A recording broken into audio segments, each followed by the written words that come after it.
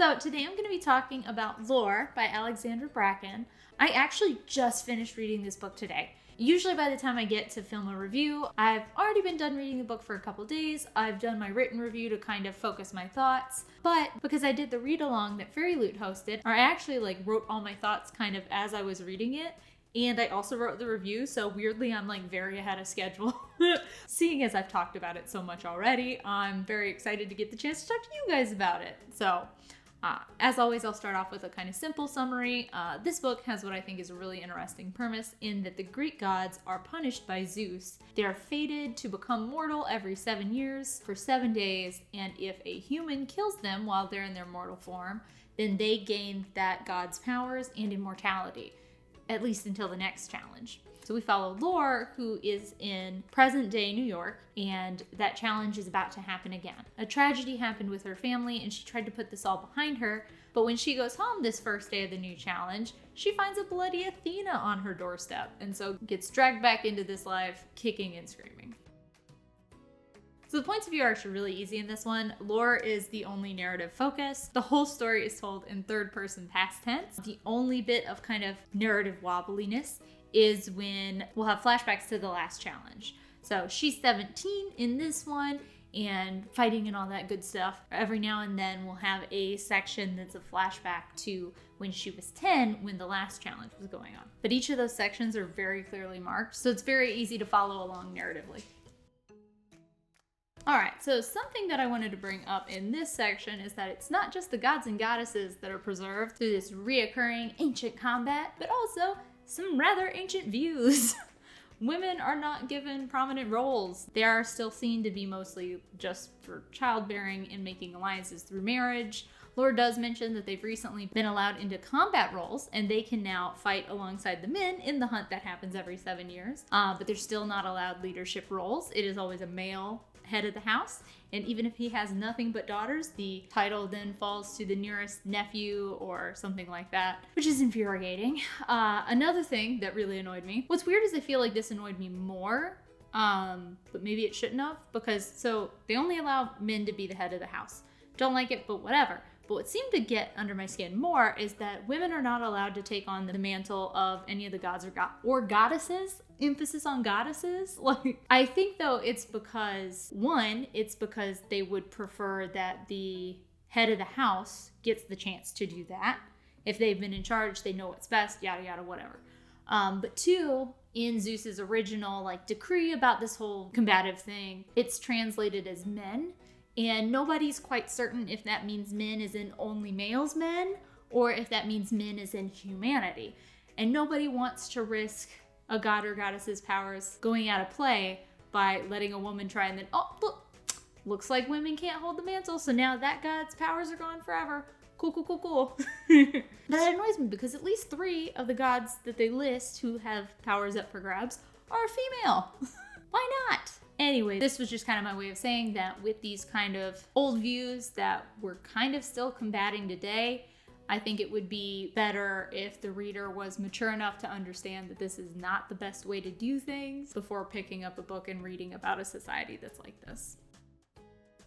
Once again, I have opinions on this that I will save for the opinionated section. As I was reading this book, I actually tried to start the review a little early. I hadn't quite finished it yet, but I was 3/4 of the way through. Well, for most of the book, there's actually not a lot of romance.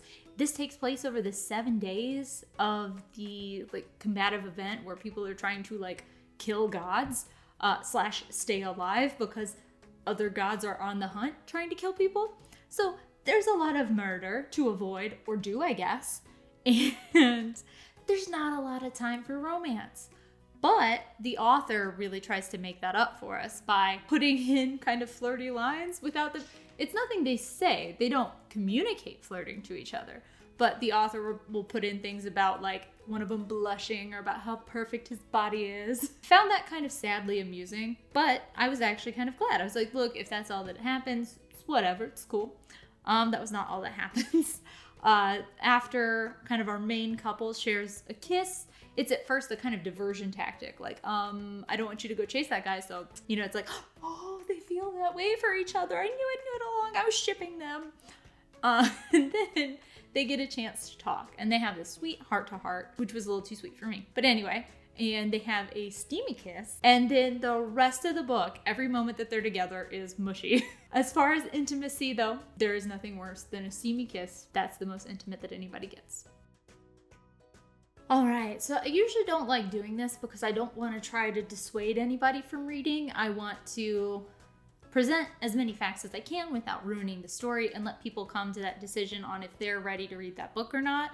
But there's a lot of fighting. Like, this whole book is around a competition that is based on killing. It is not only the gods. Sometimes they kill just regular humans trying to keep them out of the way. Well, they call them hunters. They try not to kill just regular humans. But regardless, other people die other than just the gods. And when they die, they're in a mortal body, so it's bloody. So I just want to give a real, kind of caution. I am usually a little more sensitive than average to this, and I wasn't, grossed out. But if you're even more than just a little bit more sensitive, it can be gross. They talk about stabbing and blood going everywhere. It's kind of bad. So just a warning about that part of this book. All right, so I've worked really hard on trying to distill my opinions about this book because I went into it with kind of higher expectations than normal. I'd seen that a lot of people had read it, so I presumed that meant it was good. I got it in my fairy loot box, so I had to read it, air quotes. I probably would have picked it up eventually, so it's not like they did this to me. But there were some things I really liked about this book, but there were some things I really didn't. So that kind of nets in a very neutral review. Since I actually let a lot of my feelings about the romance kind of blend into the romance section, I'll just reiterate real fast. They got mushy for me. I was actually really loving that there wasn't a whole lot of emphasis on romance. Sure, the author said some romantic things that kind of had me going, ugh. But it wasn't that bad. They weren't being romantic, so there wasn't a large emphasis on it. It was just a few looks here or there. But then it got that way. Every moment, there's even a moment where they're spying and getting ready to infiltrate somewhere, and they're just next to each other, and it mentions them locking pinkies. I'm is that really necessary? Anyway, but like I said, I'm not gonna focus on that too much. Two, I think maybe this is a good place to sandwich in a positive note. I really like the plot in this. I think it's a very good progression of events. We see, we have hints at an interesting thing happening. Something though that did frustrate me and all that is that we see these neat things and we're oh, well, how would this happen? Or maybe Laura thinks oh, they wouldn't know, or I hope they don't find out, or something like that. And then we literally had scenes where characters would just wave away a question. They'd be well, how did you end up that way? And he's oh, don't worry about it. Excuse me. This could be important, and I've already been wondering this for a while. When are we gonna get to it? If not now, when? But the payoff was worth it. The plot was good and interesting, and I felt there were a lot of good kind of twists and turns. I was actually surprised probably about 3 times, but each time I was surprised, it was well, if I would have thought about that harder, I might have seen that coming. But it was cool, and in my mind, that made it worth reading. 2, the premise is really interesting that a human can kill a god when they're vulnerable and gain their power and then become that deity. That sounds really neat. I'm also kind of sad because I like Greek mythology and I kind of like some of the characters, so it's kind of sad to think about somebody killing them. But it's also neat to think about, oh, I could be the next Artemis. So those were the things I liked. A kind of big nail in the coffin for this book, and what really brought it down to at least a 3 for me is the characters. I feel torn because I feel Bracken does such a good job with the gods and goddesses. They seem really well established. They seem rather real and rather tangible. Yet, every character that Bracken has made up, they seem so two-dimensional. They seem like archetypes.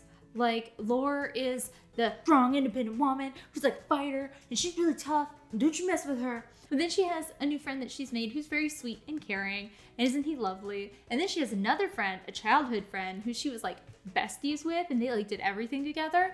And then she meets him later and she's oh, he got handsome. And then of course, childhood best friend turned romance. I don't feel that's giving that much away. Like I said, the author tells us before they ever have any romantic actions together. But everything just felt so Lore definitely didn't feel a real, fully fledged out character. I hate to say this because this is, I guess, kind of every character ever, things just seem to happen to her. She doesn't seem that unique. Anybody put in her situation would probably do the same things.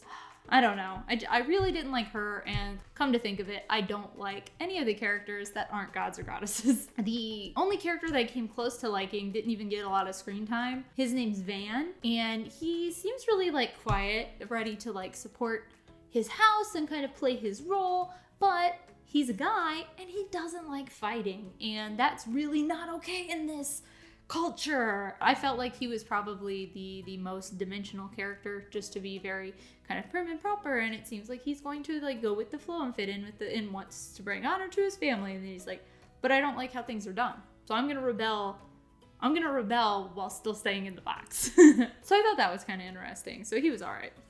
But anyway, in summary, I would probably only recommend this to somebody who's a real mythology buff. If you want to see the Greek gods and goddesses kind of come to life in the modern era, and you're maybe a little too old for Percy Jackson, or it's a little below your reading level, you might want to give this a shot. Just again, though, another warning that there is a fair amount of blood in here. So if you're a little more sensitive than the average person to that, this might not be a book for you. Anyway, that's my review of Lore by Alexandra Bracken. Just want to thank you so much for watching through the video. It really means a lot to me. I hope you're having a great day and hope I get to see you again in the next one. Bye for now.